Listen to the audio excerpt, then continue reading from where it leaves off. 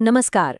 सोचिए, उस जमाने में जब थर्मामीटर नहीं थे, कोई लैब टेस्ट नहीं था, तब हमारे पूर्वज बुखार को कैसे समझते थे। आज हम आयुर्वेद के एक प्राचीन ग्रंथ की गहराइयों में जा रहे हैं, जो ज्वर यानी कि बुखार का एक ऐसा वर्गीकरण करता है जो सच में हैरान कर देने वाला है। तो ये कहानी शुरू होती है, लेकिन किसी लैब से नहीं, बल्कि एक पौराणिक कथा से। इसमें लिखा है, जब क्रुद्ध हुए भगवान रुद्र के निश्वास से एक भयंकर व्याधि का जन्म हुआ, जिसका नाम ज्वर पड़ा। अब देखिए, ये सिर्फ एक कहानी नहीं है, ये असल में एक नजरिया है। बुखार को एक आम बीमारी की तरह नहीं, बल्कि एक मौलिक शक्ति की तरह देखने का। एक ऐसी शक्ति जिसे समझना जरूरी है। और यही सोच तय करती थी कि प्राचीन वैद्य इसका सामना कैसे करेंगे। तो आयुर्वेद के हिसाब से ज्वर आखिर है क्या? देखिए, ये सिर्फ टेम्परेचर बढ़ना नहीं है। इसमें 3 चीजें एक साथ होती हैं। एक तो पसीना आना बंद हो जाता है, दूसरा शरीर में बहुत ज्यादा गर्मी लगती है, और तीसरा पूरे बदन में एक अकड़न महसूस होती है। जब ये तीनों एक साथ हों, तब उसे ज्वर कहा गया है। तो इस पौराणिक कहानी से आगे बढ़कर अब ग्रंथ हमें शरीर के अंदर ले चलता है, ये देखने कि आखिर ये बुखार पैदा होता कैसे है। असल में शरीर को एक युद्ध क्षेत्र की तरह देखा गया है, जहां अंदर का संतुलन बिगड़ गया है। और ये प्रक्रिया बड़ी दिलचस्प है। आयुर्वेद कहता है कि बुखार कोई बाहरी हमला नहीं, बल्कि अंदर की गड़बड़ी है। और इसकी जड़ें कहाँ हैं? पेट में। मतलब गलत खानपान से शरीर की जो मूल ऊर्जाएं हैं, जिन्हें दोष कहते हैं, वो बिगड़ जाती हैं। फिर ये बिगड़े हुए दोष हमारी पाचन शक्ति, जिसे अग्नि कहते हैं, उसे उसकी जगह से धकेल देते हैं, और बस यही गर्मी फिर पूरे शरीर में फैलकर बुखार बन जाती है। अब इस पूरे सिस्टम को समझने के लिए इन 3 दोषों को जानना जरूरी है।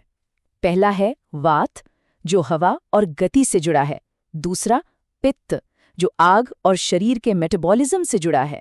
और तीसरा कफ, जो पृथ्वी और शरीर के स्ट्रक्चर से जुड़ा है। ऐसा माना जाता है कि यही 3 एनर्जीज हमारे शरीर के हर फंक्शन को कंट्रोल करती हैं। और अब बात और भी ज्यादा इंटरेस्टिंग हो जाती है।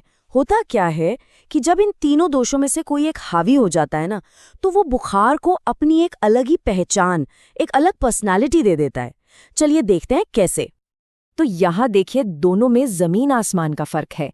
वात वाला जो बुखार है, वो बिल्कुल अनप्रिडिक्टेबल होता है, कभी तेज, कभी हल्का, साथ में बदन दर्द और कमकमी। और इसके एकदम उलट है पित्त वाला बुखार। ये बहुत तेज होता है, उग्र, जिसमें शरीर में मानो आग लगी हो और बहुत तेज प्यास लगती है। और अब पित्त की इस तेजी से हम चलते हैं कफ की तरफ, जो धीमा और भारी है। कफ वाला बुखार हल्का होता है, लेकिन लगातार बना रहता है। शरीर में भारीपन लगता है, बहुत सुस्ती आती है और जकड़न महसूस होती है।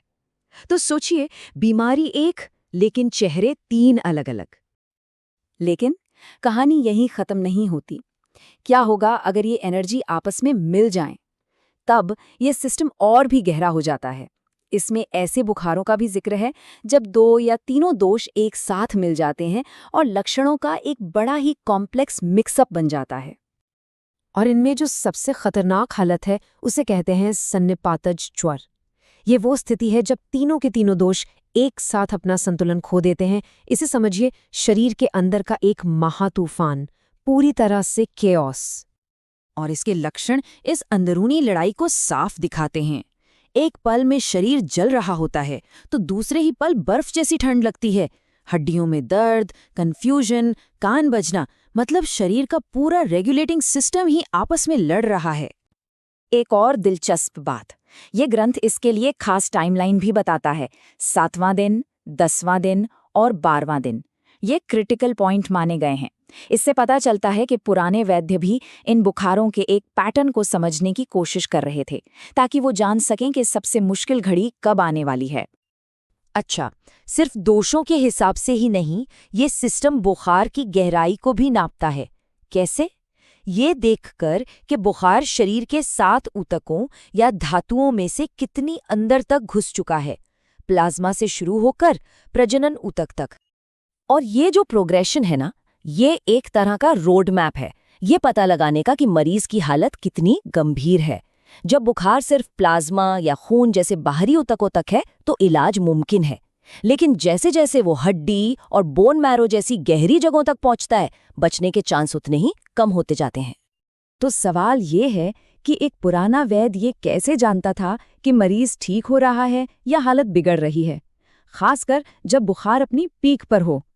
इसके लिए वो आखिरी संकेतों पर नजर रखते थे। और ये तुलना दिखाती है कि कैसे एक महीन सी लकीर होती है जिंदगी और मौत के बीच। अगर इंद्रियां काम करना बंद कर दें, मरीज बेहोश हो जाए, तो ये बुरे संकेत थे।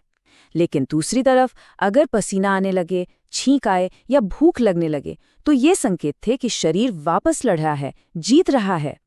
तो आखिर में बुखार का ये जो इतना पुराना और डिटेल्ड क्लासिफिकेशन है, ये हमें एक बहुत ज़रूरी बात याद दिलाता है। ये बताता है कि हमारे पूर्वज शरीर के छोटे छोटे संकेतों को कितनी बारीकी से सुनते और समझते थे।